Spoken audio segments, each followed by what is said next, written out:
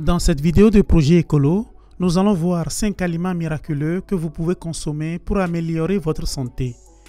Nous commencerons par les figues de Barbarie. Les avez-vous goûtées? Nous allons maintenant vous expliquer ses multiples bienfaits. Propriété de la figue de Barbarie. Ce fruit vient du figuier de Barbarie et c'est un fruit peu calorique, très riche en propriétés nutritionnelles et doté de certaines très bonnes propriétés. Comme beaucoup de fruits, il a un goût sucré avec des saveurs qui peuvent nous faire penser à la poire et au melon. Sur le plan nutritionnel, la figue de Barbarie contient moins de 50 kcal pour 100 g et elle est riche en vitamine C. Sur le plan minéral, elle est riche en calcium, magnésium, potassium et phosphore et sa teneur en fibres en fait un très bon aliment pour le microbiote intestinal. C'est également un fruit adapté aux personnes diabétiques. Quant à ses meilleures propriétés, sachez qu'il s'agit d'un aliment hépatoprotecteur, antioxydant, régulateur du métabolisme et astringent. Bienfaits de la figue de Barbarie. Parmi ses bienfaits, vous devez savoir qu'elle aide contre la gueule de bois et la fatigue. Elle permet également de prévenir le vieillissement prématuré et la réduction du mauvais cholestérol. Elle est également recommandée pour arrêter les diarrhées non aiguës. De plus, le mucilage qu'elle contient régénère la muqueuse gastrique et aide à lutter contre les ulcères, l'acidité et la gastrite. De même, son effet rassasiant associé à sa faible teneur en matière grasse en fait un très bon fruit pour les personnes qui cherchent à faire un régime. Saviez-vous que le curcuma aide aussi à lutter contre la diarrhée? On vous en parle plus longuement dans la vidéo suivante. Mais avant de continuer, on va vous mettre à l'épreuve. À votre avis, quel est le pourcentage d'eau des figues de Barbarie? A. 30%, B. 60%, C. 90%. On vous laisse jusqu'à la fin de la vidéo pour trouver la bonne réponse. Courage donc! Comment manger de la figue de Barbarie? La manière la plus courante de déguster une bonne figue de Barbarie est sous sa forme naturelle en tant que fruit frais. Toutefois, il convient d'être très prudent lors de la manipulation des figues de Barbarie car elles sont couvertes de fines épines qui ne doivent en aucun cas être consommées. Il est préférable de porter des gants et d'éplucher la figue. Pour ce faire, on vous recommande de faire des entrailles aux extrémités de la figue, puis une autre entraille longitudinale afin d'ouvrir la peau et l'éplucher plus facilement. Sa chair est charnue et savoureuse et les graines, bien que légèrement gênantes pour certaines personnes, peuvent être mangées sans souci. Le jus de figue de Barbarie est également très répandu au Mexique, pays où on le sert froid.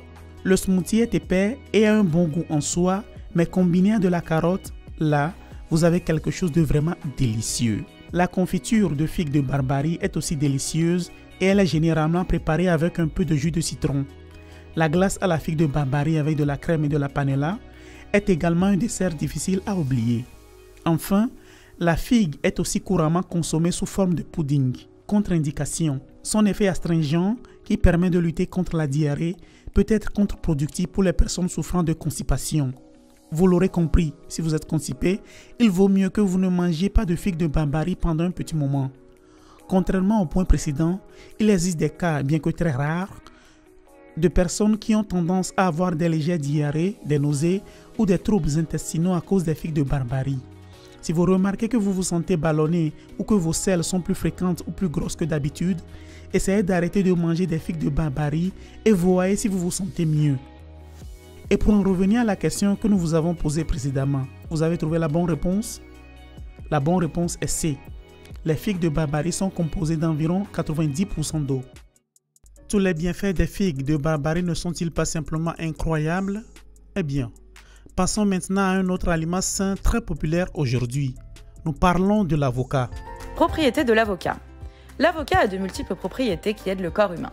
Parmi les propriétés de l'avocat, on peut souligner son pouvoir antioxydant, antimicrobien, hypolipémien, hypotenseur, osmorégulateur, anti-inflammatoire, cardioprotecteur, cicatrisant, source de vitamines, antidiarrhéique, protéique, digestif et emménagogue. Grâce à ces propriétés, l'avocat présente de nombreux bienfaits. Voyons-les ensemble tout de suite. Retarde le vieillissement.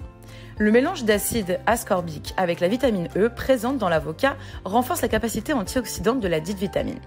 Par conséquent, l'un des bienfaits de l'avocat est que sa consommation a un effet antioxydant pour aider les cellules à se protéger contre le vieillissement cellulaire. C'est un allié contre les maladies de l'estomac. Les feuilles ont des propriétés antidiarrhéiques et empêchent la formation de gaz. C'est pourquoi il est recommandé d'en consommer en cas de maux d'estomac. L'avocat possède également de grandes propriétés antimicrobiennes, mais celles-ci proviennent du noyau et non de la chair comestible. Lors de tests précliniques, il s'est avéré efficace contre 10 bactéries différentes, ce qui en fait un allié contre les maladies de l'estomac. Aide au développement musculaire. 7 des acides aminés que contient l'avocat sont essentiels, ce qui signifie que l'être humain ne peut pas les synthétiser. En consommant de la chair d'avocat, nous nous assurons de fournir au corps ces blocs importants pour former des protéines, essentielles au développement musculaire. Sa teneur en minéraux aide par ailleurs l'activité et la réponse musculaire. Protège et améliore la santé cardiaque. Un autre bienfait de l'avocat, il peut aider à réduire le cholestérol et est également utile en cas d'hypertension. C'est pourquoi il est classé comme un excellent complément pour la santé cardiovasculaire. Diminue la stéatose hépatique. Sa teneur élevée en bonne graisse, ou graisse monoinsaturée et polyinsaturée, signifie que l'un des bienfaits de l'avocat consiste en une réduction de la stéatose hépatique et la maintient en bon état. Contient un grand nombre de vitamines. C'est un excellent aliment, riche en vitamines et surtout celles dont le corps manque. Ces vitamines sont bien meilleures comparées aux multivitamines industrialisées. Régénère la structure osseuse. Sa haute teneur en minéraux rend l'avocat bénéfique pour régénérer et maintenir la structure osseuse en meilleur état, ce qui, à long terme, nous est bénéfique. Aide à avoir une peau radieuse et saine. L'huile d'avocat peut être utilisée par voie topique sur la peau, aidant à restaurer la barrière cutanée et à soulager des affections telles que le psoriasis. Il est également anti-inflammatoire et aide à cicatriser ainsi qu'à refermer les plaies. Soulage certaines courbatures. Le noyau d'avocat a un effet analgésique et anti-inflammatoire. Il peut donc être très bénéfique en cas de douleur musculaire ou de tout autre type de douleur corporelle légère et mineure. Avant de continuer, nous allons vous mettre à l'épreuve. À partir de quel âge un avocatier donne des fruits? Réponse A, 1 an. Réponse B, 2 ans. Réponse C, 5 ans. Réfléchissez bien, car la fin de la vidéo vous révélera la bonne réponse. Comment manger l'avocat? Il est toujours conseillé de consommer l'avocat fraîchement coupé et frais, sans aucun type de cuisson. De cette façon, l'oxydation et le noircissement sont évités, bien qu'il soit important de mentionner que le fruit entamé n'est pas gâché. Ce n'est en réalité qu'une question d'esthétique. Dans le cas où seulement une moitié est consommée, le noyau doit être laissé pour protéger la chair de l'avocat de l'air ambiant. Il doit également être recouvert d'un film plastique ou son alternative écologique d'un tissu ciré. Cela permet de l'empêcher de noircir aussi rapidement. Pour tirer avantage de nombreux bienfaits de l'avocat, des décoctions ou des infusions peuvent être préparées avec d'autres parties de ce fruit. Il faut garder à l'esprit que, d'une part, si on utilise les feuilles, il faut les désinfecter et bien les laver avant de les préparer. Par contre, si on utilise le noyau, il faut le râper. Et si on veut le conserver pour de futures utilisations, il faut le sécher à l'ombre en essayant toujours de le déplacer pour éviter qu'il ne retienne l'humidité et ne moisisse. Contre-indication de l'avocat. Il est à éviter chez les personnes allergiques à celui-ci ou au pollen de bouleau et au latex. Ceux-ci sont dus à un effet de réactivité croisée. L'effet de la consommation entraînera des démangeaisons, une inflammation de la gorge et des vomissements. Par ailleurs, les femmes enceintes doivent éviter de le consommer sous forme d'infusion, tout comme les personnes souffrant d'insuffisance rénale, de maladie du foie ou d'hypotension artérielle. Pour en revenir à la question que nous vous avons posée précédemment, y avez-vous réfléchi? La bonne réponse est la réponse C. Un avocatier ne donne pas de fruits avant l'âge de 5 ans. C'est parti pour le troisième aliment miraculeux. Il s'agit des blettes. Nous vous expliquons leurs bienfaits et comment les cuisiner de différentes manières. Propriétés de la bête accarde. La bête accarde est un légume aux multiples propriétés, parmi lesquelles nous notons 7. Propriétés hépatoprotectrices. La bête accarde aide à protéger le foie. Antioxydante. Elle aide à prévenir ou à retarder l'oxydation de certaines molécules. Antitumorale. Aide à lutter contre les dommages que peuvent subir les cellules. Antidiabétique. Aide à réduire le taux de glucose dans le sang. Laxative. Aide contre la constipation. Anti-inflammatoire. Aide à lutter contre l'inflammation chronique grâce aux acides phénoliques. Diurétique. Spécialement indiqué pour ceux qui souffrent d'hypertension, de rétention d'eau et d'oligurie. Bienfaits de la bête accarde. Grâce à toutes les propriétés et composants nutritionnels mentionnés, il y a des centaines de bienfaits qui peuvent être obtenus de la consommation de bête accarde. Dans un premier temps, la bête est utilisée pour lutter contre les pellicules. Elle aide à une bonne formation du fœtus pendant la grossesse. Elle intervient également dans le bon fonctionnement du système immunitaire, traite l'anémie, améliore les performances sportives et prévient le diabète. La bête accarde prévient également l'ostéoporose, les cataractes et la perte de vision. D'autre part, Elles favorisent une bonne santé cardiovasculaire. Leur forte teneur en potassium aide à maintenir une tension artérielle équilibrée. La bête joue un rôle important dans la coagulation du sang en raison de sa teneur élevée en vitamine K et augmente la production de bile, facilitant ainsi la digestion. Enfin, la bêta-carotène baisse les triglycérides. Avant de continuer, mettons-nous à l'épreuve, voulez-vous? De quelle variété de bête est celle sur la photo? A. Bêta-carotène rouge. B. Bêta-carotène arc-en-ciel. C. Bêta-carotène forte goutte géante. Pensez déjà à une réponse et à la fin de la vidéo, vous pouvez vérifier si vous avez raison. Comment manger alors la bêta-carotène? Ce légume est largement utilisé en gastronomie grâce à ses multiples possibilités de cuisson. En effet, la bête peut être consommée cuite ou crue. Il faut savoir que lorsque les aliments sont cuits, ils sont exposés à la chaleur, des temps de cuisson variables, un type de solution et d'oxydation. Donc, dans la mesure du possible, l'idéal est de la manger crue. Vous pouvez faire cuire des blettes bouillies ou cuites à la vapeur ou prendre le bouillon de blettes. On peut aussi incorporer les blettes dans les salades, les gâteaux, les sauces, les soupes, en accompagnement de viande et de poisson ou encore dans les produits surgelés et en conserve. Tâchez surtout de bien les laver préalablement avant toute consommation car elles peuvent contenir de la saleté et des agents pathogènes dans leurs feuilles. Une autre façon de consommer les blettes est de recourir à des produits pharmaceutiques sous forme de gélules de compléments alimentaires. Effets secondaires. La bête a des effets secondaires tels que des problèmes gastro-intestinaux et la diarrhée, surtout en raison de sa teneur élevée en fibres. Elles peuvent également générer des allergies ou des intolérances, provoquant ainsi des rhinoconjonctivites et de l'asthme. De plus, une consommation excessive peut produire des calculs rénaux. Contre-indications. Patients sous traitement anticoagulant, personnes souffrant de calculs rénaux, de problèmes gastro-intestinaux et bébés de moins d'1 an ne peuvent pas consommer ce légume. Maintenant, revenons à la question que nous vous avons posée précédemment. Y avez-vous réfléchi? La bonne réponse est A. Sur la photo, on voit la bêta-carotène. Maintenant que vous savez quels sont les avantages d'inclure des blettes dans vos repas, nous continuons en vous expliquant pourquoi vous devriez consommer de la caroube. Voyons donc. Propriétés de la caroube. Selon la partie consommée, la caroube compte sur de nombreuses propriétés qu'on découvre et étudie au fil des avancées scientifiques.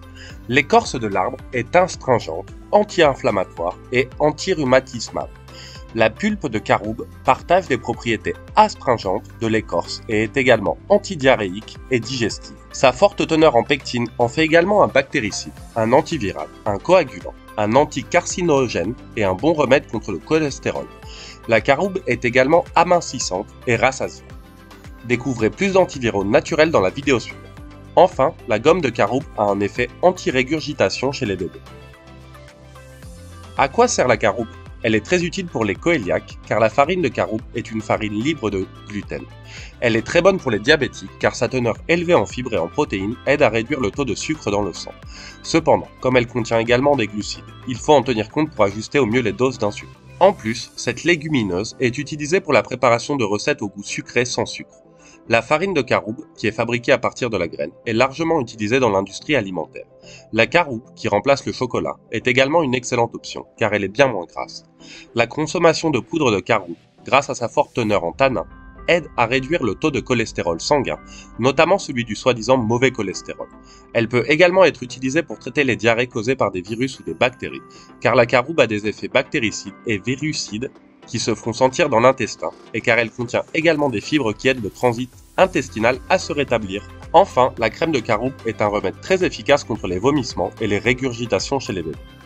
Avant de continuer notre petite vidéo, on va vous mettre à l'épreuve en vous posant une petite question. À votre avis, quelle est la durée de vie d'un caroubier? A. 50 ans, B. 100 ans, C. 200 ans. On vous laisse jusqu'à la fin de la vidéo pour trouver la bonne réponse. Comment consommer de la caroube? Habituellement, quand on en achète, elle se présente sous forme de poudre grillée ou de farine de caroube. On peut la consommer en ajoutant simplement la farine à des liquides chauds, car elle s'y dissoudra. Elle est utile pour préparer des sauces et des boissons. Mettre de la farine de caroube dans un shaker est un très bon moyen de l'ajouter au lait chaud comme substitut naturel au cacao. En pâtisserie, on peut l'utiliser pour faire des gâteaux et des biscuits. Ces derniers auront une couleur plus foncée que d'habitude et une saveur intense. Pour habituer le palais, on peut l'introduire en petites quantités, que l'on peut augmenter selon le goût. Il est également possible de manger de la caroube crue. La caroube est considérée comme un super aliment et est particulièrement appréciée par les adeptes de régimes crudivores. Pour ce faire, essayez d'acheter des fèves de caroube entières ou moulues qui n'ont pas été torréfiées. Comment faire de la farine de caroube? Pour faire de la farine de caroube, il vous suffit de suivre ces étapes simples. Faites sécher les caroubes au soleil pendant presque une semaine si vous les avez ramassées vous-même. Ensuite, veillez à les laver correctement et à les sécher. Vous pouvez retirer l'extrémité des graines pour vérifier qu'elles ne contiennent pas de vers ou d'autres parasites. Coupez-les en morceaux, ou si vous avez assez de place dans le four, mettez-les entières en faisant attention à ne pas les entasser. Une fois froides, broyez-les et passez-les au tamis. Contre-indication, les personnes allergiques aux noix peuvent avoir des problèmes avec la caroube. Les personnes anémiques ne doivent pas non plus consommer de caroube. Enfin, comme effet secondaire possible de cette légumineuse, il faut noter que, si vous en mangez trop, sa forte teneur en fibres peut provoquer des flatulences. Toutefois, ce n'est pas un problème grave et il s'agit plutôt d'une gêne occasionnelle. Et pour en revenir à la petite question qu'on vous a posée, vous avez trouvé la bonne réponse? La bonne réponse est C. Le caroubier a une longévité de 200 ans. Pensez-vous que vous devriez déjà commencer à inclure la caroube dans votre alimentation? Dites-le nous dans les commentaires et voyons à présent les propriétés médicinales de l'arbousier. Propriétés de l'arbousier. Les arbouses sont des baies globuleuses qui contiennent une pulpe charnue et de nombreuses graines à l'intérieur. Ces fruits sont une source de minéraux tels que le calcium, le potassium, le magnésium, le phosphore, le fer et le zinc. Ils sont également riches en eau, en sucre, en fibres, mais pauvres en protéines. Cependant, il a été constaté que les extraits de feuilles de cette espèce contiennent un plus grand nombre de composés que les fruits. L'arbousier a des propriétés antioxydantes, anti-inflammatoires, astringentes, antiseptiques, diurétiques, dépuratives, lassatives et gastroprotectrices.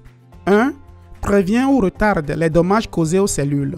En raison de sa haute teneur en vitamine C, caroténoïdes et en composés phénoliques, l'arbousier est utilisé pour obtenir des substances antioxydantes capables de prévenir, voire de retarder les éventuels dommages générés dans les cellules.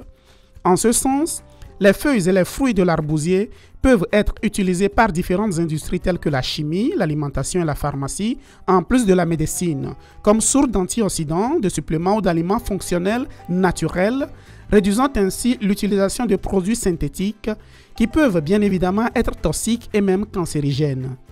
2. Soulage les symptômes de l'estomac.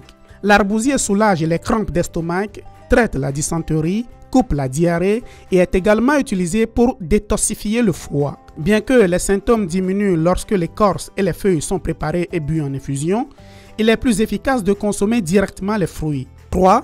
Soulage les symptômes de rhume et de l'asthme. Les feuilles cuites de l'arbousier sont utilisées pour traiter les symptômes du rhume ainsi que la congestion nasale en libérant les voies respiratoires supérieures. Il est également utilisé comme anti-asthmatique. Avant de continuer, mettons-nous à l'épreuve. Sous quel autre nom connaît-on l'arbousier?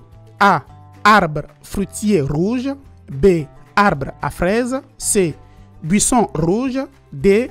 Toutes les réponses sont correctes. Réfléchissez-y car à la fin de la vidéo, vous pouvez vérifier si vous avez réussi. 4. Nettoie les voies urinaires. L'arbousier est diurétique. En réalité, il soulage les problèmes de rétention d'eau et nettoie les voies urinaires grâce à ses propriétés antiseptiques. Il est également utilisé pour traiter les infections et les inflammations urinaires. 5. Soins de la peau. Cette espèce végétale peut être utilisée pour traiter les réactions allergiques de la peau, telles que les éruptions cutanées, et pour guérir les blessures superficielles. Elle peut également être utilisée pour traiter l'acné et le psoriasis. Saviez-vous que l'aloe vera sert aussi à protéger la peau? Découvrez tout sur cette plante dans la vidéo ci-après. 6. Traite les problèmes cardiovasculaires. L'arbousier est utilisé pour traiter et prévenir les maladies cardiovasculaires car il aide à maintenir un taux de cholestérol adéquat. D'autre part, des études montrent qu'il abaisse la pression artérielle. Comment consommer les baies d'arbousier? Bien que ces fruits soient le moyen le plus connu de manger cette espèce végétale, il existe d'autres alternatives pour la consommer comme par exemple en confiture, gelée d'arbouze, jus concentré, gâteau, sauce et même boisson alcoolisée. Contre-indication de l'arbousier. L'arbousier ne présente en fait aucun risque pour l'homme ou pour les animaux. Cependant, il est recommandé aux personnes qui souffrent d'une maladie du foie comme la cirrhose, l'hépatite ou d'autres troubles hépatiques d'éviter sa consommation. De même, il est contre-indiqué pour les personnes souffrant de constipation, les enfants, ainsi que pour les femmes enceintes ou les femmes qui allaitent. N'oubliez pas que la consommation de plantes aux propriétés médicinales doit être modérée et qu'un médecin ou un spécialiste doit être consulté avant leur utilisation. Et pour en revenir à la question que nous vous avons posée précédemment, y avez-vous réfléchi? La bonne réponse est B. L'arbousier est aussi connu sous le nom d'arbre à fraises. Maintenant que vous connaissez ces 5 aliments sains, allez-vous commencer à en consommer pour bénéficier de leurs propriétés? À bientôt les écolos!